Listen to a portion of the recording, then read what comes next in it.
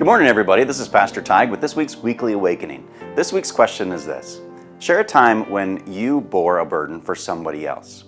I remember this time that my daughter and I were driving, and there was a person on the side of the road who had children with them and were certainly in a struggling situation.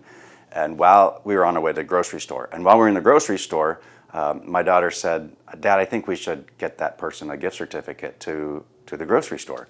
And I thought, well, that's a fantastic idea. And I had made the decision right then and there that whatever amount that my daughter said, that was the amount that we were going to give. And so I asked her the amount that she said, and it was a pretty generous offer. But we got that gift certificate and we went out, but that lady was gone.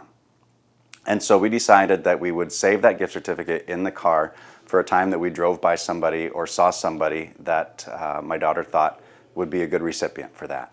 And so we waited and we hadn't seen somebody in quite some time. But one day we were pulling out of another store and my daughter saw somebody and she said, "Dad, that's the person we're supposed to give it to."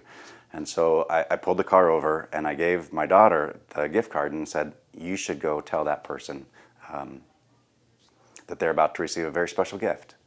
And my daughter's like, I don't want to do that. You do it." I said, "No, this is a good opportunity for you to learn how to be generous." And so she did it. She took it and she gave it to the lady. The lady cried, and I was filled with so much gratitude for the way that God was moving in my daughter in that moment.